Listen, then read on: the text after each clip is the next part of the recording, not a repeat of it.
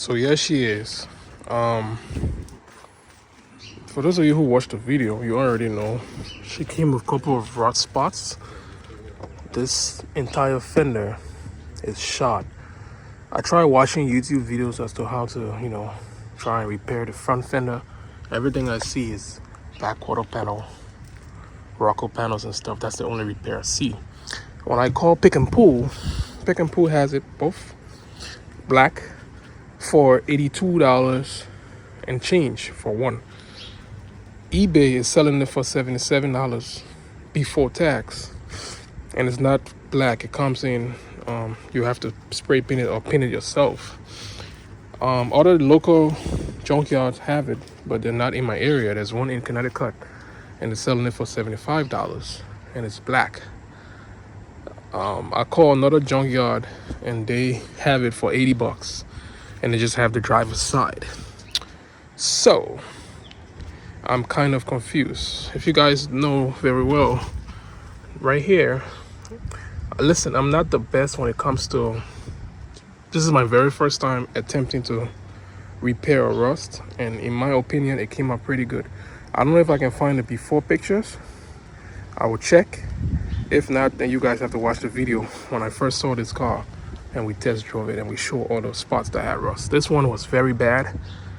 I managed to use the body filler, the fiberglass, whatever it's called. I used the body filler, used the 80 grade, sand it down, the 120, and then I gradually moved up to the smoother, how do you call it, sandpapers, and then I used the primer, washed it off, and then I spray painted it black, gloss black. But there are a little imperfection in the spray here. I'm gonna try to readdress this, or I'll just sell it like this. This is not a brand new car. Same as here. Down here too was very bad. I think you can see under here. And I did the same thing here. And over here, it's the same thing too with the rust. But this fender is not as bad as the other fender. So if I'm gonna change a fender, I'm gonna just change the driver side fender. So as you all remember, if you watched the video, this car has a wheel sensor, ABS, traction control light that's on. Matter of fact, the previous owner did a good job. They put brand new front shocks and brand new sway bar links. That's a plus. It drives good. It has these winter tires that are very, very annoying on the road. But again, it's a plus for whoever buys it, because guess what? We're approaching winter. So you're gonna need these tires to keep you on the road. Let's go inside. Interior is clean. She has 162,000 miles on the dash. I've driven it a couple of 100 miles around here and there. She's a clean unit. She has a 2.5 liter 5-cylinder gasoline, direct, what's the name of it, naturally aspirated 5-cylinder. It's VW with the weird engine sizes. It's nice. This car comes in a 1.8 liter turbocharged 4-cylinder and a naturally aspirated 5-cylinder 2.5 liter, which is a nice one. So yeah, there you have it. Everything checks out. We did our due diligence when we went to see the car. We checked it out. Everything checked out. We test drove it, and we got to understand that yes, the ABS, because the light is on, it was bouncing the pedal a little bit. But since I got it from the auction, I've never experienced any bouncing of the pedals when I apply the brakes. Even if I harshly apply the brakes, I don't experience any bouncing feel. That's weird. What's new is the brake light comes on and it makes that beeping sound. Beep beep. It does it 3 times and it goes away. I did a couple of research on YouTube, and it said it has to do with sometimes when the brake fluid is low, it does it. But I checked the brake fluid. We are good on fluid. So I don't know if the ABS sensor too is a cause of that. But I'm going to go ahead and change the sensors. I bought 4 brand new sensors. When I put my machine on it, My machine, by the way, I had to get a brand new machine from Walmart, the Hyper Tough. This one is the color screen one, so it has it's a LED I think color screen or whatever it's called, but it does the job. The one that I got from the other guys wasn't doing the job well. It wasn't reading the Sonata, and the Sonata had a code that popped up. And when I plugged this thing last night, I bought this thing last night, and boom, it had to do with emission code, nothing too serious. So I cleared the codes, and I'm going to drive it around again and see if it pops back up. So in this video, we're going to review this entire car, and we're going to change the wheel sensors. I'm going to change the first two, the two front in the front, okay, because the machine is not telling me anything, and the machine reads ABS and traction control codes, but it's not telling me which sensor has the problem. So I think I need an advanced like a UTEL or something in that sort that will be able to check each and every module in the car and tell me what's going on. These ones, they just do regular trouble codes. Okay, so there's no ABS code whatsoever. So I'm going to take the tires off. Okay, you see brand new shocks here too. I'm going to take the tire off, and I'm going to change the two front wheel speed sensor, because from my research, once the wheel sensor is on, like Toyota, when Toyota has a check engine light on, traction control light comes on as well.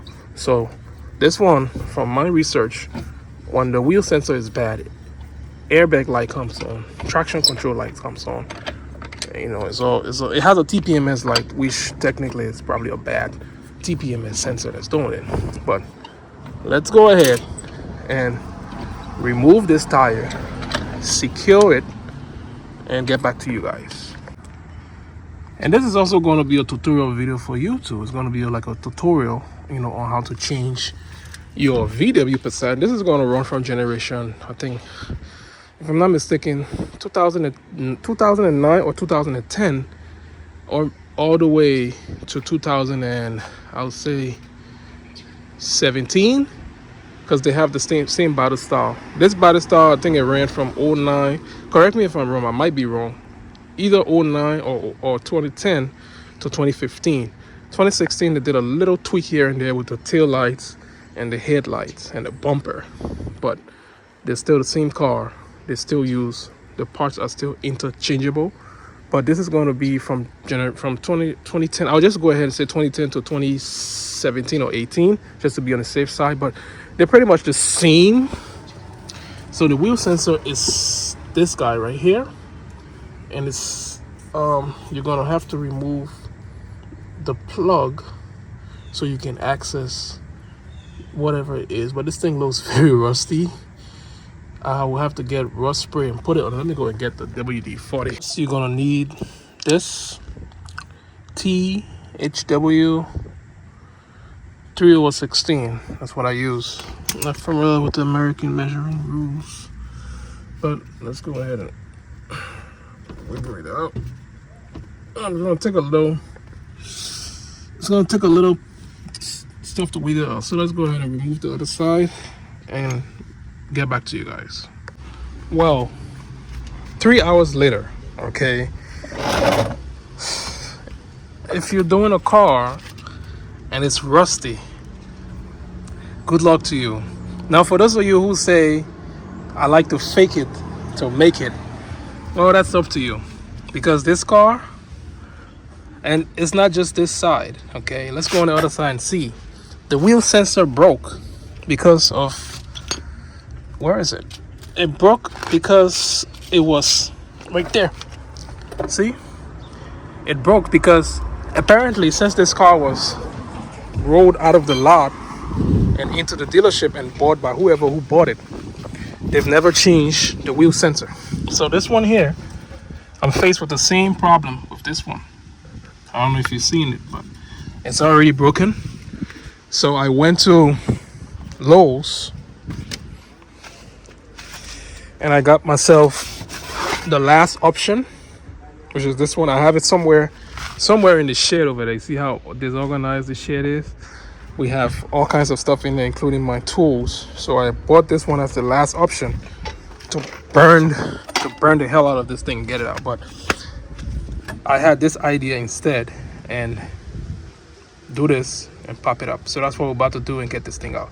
So let's do it and do the other side and get back to you guys. Here we go, man. This is the remnants of the broken piece, but I broke some off. I broke some off using this one. So let's go ahead and clean in there with the brake part cleaner. Yeah, let's clean in there with the brake part cleaner and Shop Pro brake part cleaner, and clean in there. Make sure we're cleaning there very good, and let it dry out. And I'm gonna use the toothbrush and clean in there properly and install the new one. Let's do that. Okay, the new sensor is in, and I'm gonna assemble this entire part back on. And I mean, just what's supposed to be a 5 minutes job has turned into a couple of hours.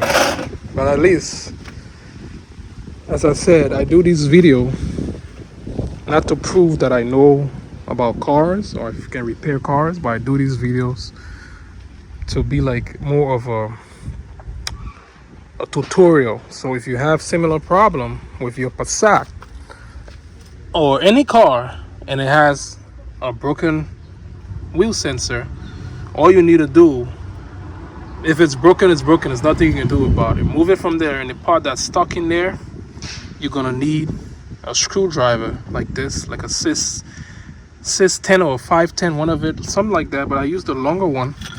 I don't know where it is, but this is it right there, right here. I use this long one, and then you're gonna tap it with a little something hard. Tap it as much as you can. If you have a drill, fine. If you don't, you have to use your own power, but a drill will be preferable because you're just going to apply pressure to it and let it go as far in as it can, and then you use a hammer. Mine got broken, but then you're going to pry it out like this with the hammer. If it breaks fine like this, that's it. But then if it breaks, you use it like this, and then you use something hard on it and hit it so it gets out. That's how I got mine out, and that's how I'm going to get the other one out, because the other one is broken as well. So let's go ahead and do everything and get to that side. Pretty much this side is done. All I have to do, put the tire back on, and boom, we're good to go. I'm going that side. I'm going to do the same thing that I just told you. I may not show you a video because of the time. It's almost 12 o'clock, and I've been on the thing since 7 o'clock. Off and on, I had to take my kid for swim, pass the Lowe's, grab the stuff that I needed. So I'm way above my time that I set for this one. An update on the 4Runner. After sitting down for about a week, when I started the girl, tried to move the old girl, serious misfire, like non-stop. So watch out for the video for this one. We're going to be changing the valve cover gasket, all the seals that come with the valve cover. We're going to be changing the spark plugs and the coils. Watch out for that video. I know it's been long awaited. You guys been waiting for that video for a very long time. It's coming. And the next video I might do would be the one for the Sonata that I bought. I'm going to be changing the steering column. It's a little stuff in the steering. When you turn it this way, you hear that clunking noise, and when it bounds in a hole, it makes a clunking noise as well. So stay tuned for those videos. But this and the Sonata is the newest addition to the inventory. I bought this car for $1,500 out the door after fees, everything. Wanted for $1,100, and after fees I was in it for $1,500. So I bought paint materials that was around $100. I bought the sensor, which is less than $20. Pretty much, I think that's all I've done to this car in terms of spending. Additionally, I might get it depends on how fast it sells, but I'm going to definitely change this fender. That's going to be on another video because I don't have it right now. So let me know. Tap in, watch the video, and let's learn from each other. Now this side is behaving to be even stubborn, more stubborn than the other side. So I have to get the whole unit out, because look at this. This is technically the space that I have to work, unlike this side where I have the entire side. So I'm moving the entire brake caliper, and I'm going to move the brake router so I can give myself a little bit of wiggle room to work on this thing. So let's clear everything out the way and get back to you guys. After another 2 hours of fighting, finally the last one came out. So we are cleaning here. I'm just gonna go ahead and clean it up with some brake part cleaner as well as some WD-40. This is not a hard job overall.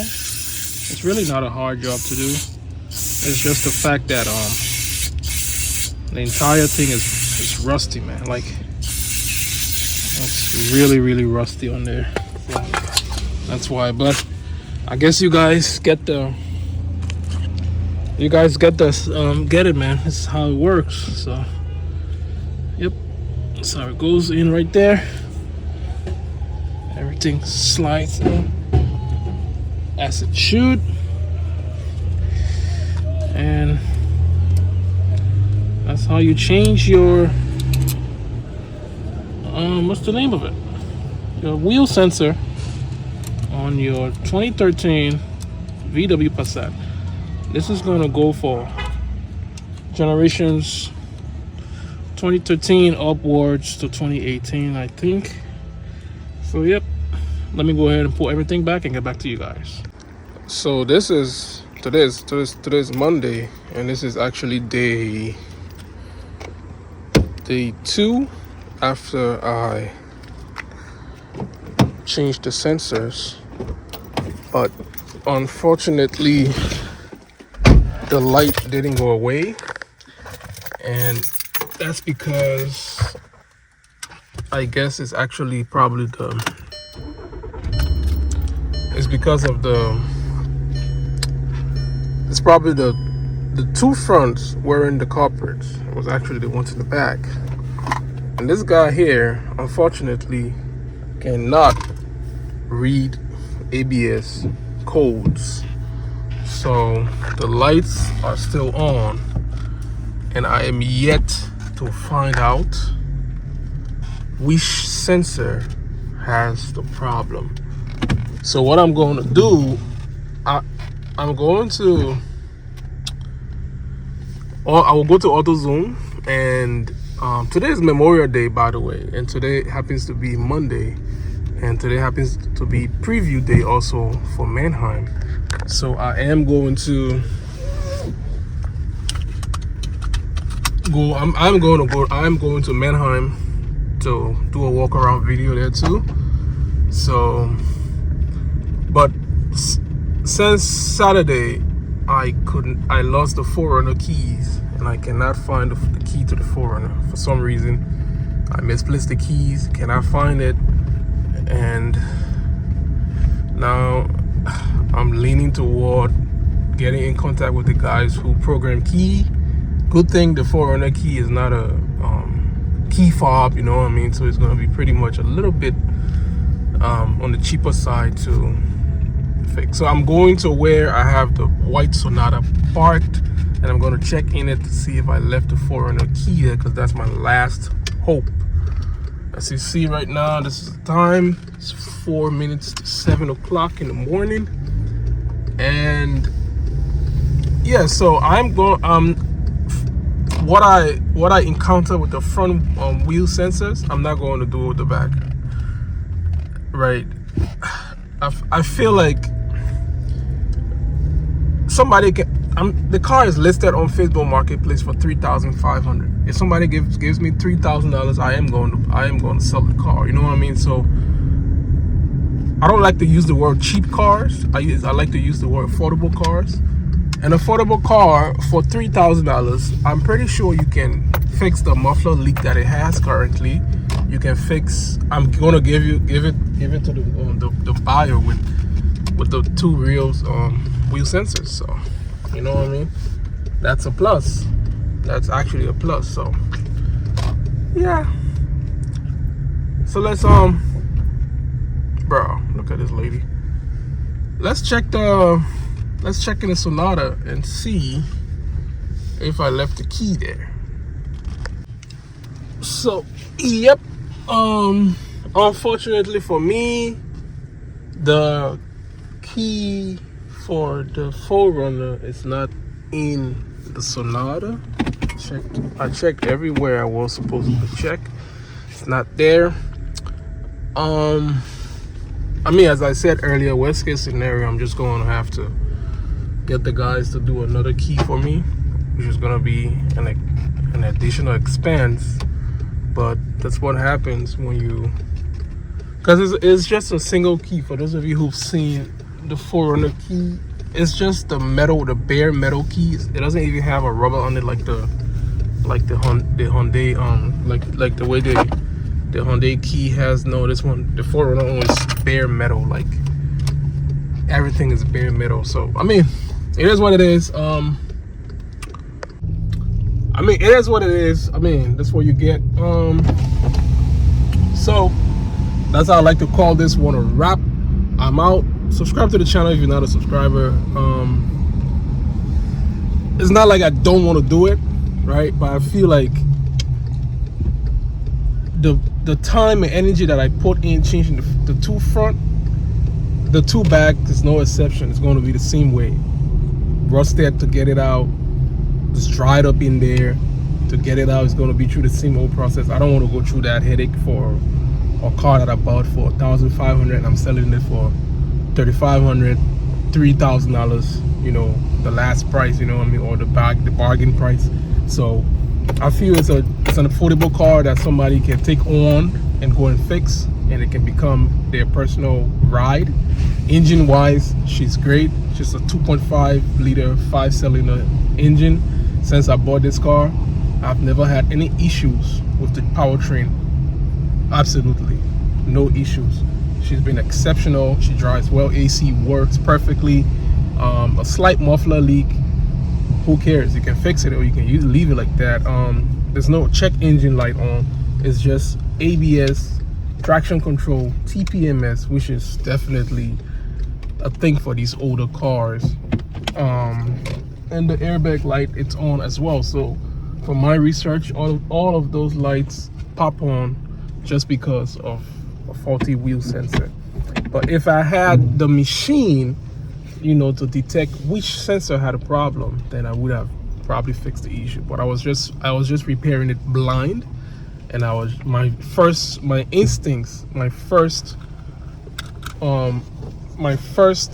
decision was to fix the two front. So there we go. Subscribe to the channel if you're not a subscriber.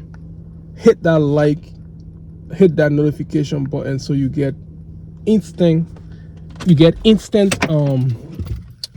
what is it called, notification whenever I post a new video. Today is Memorial Day and I am supposed to go to Mannheim. Let's see how it goes.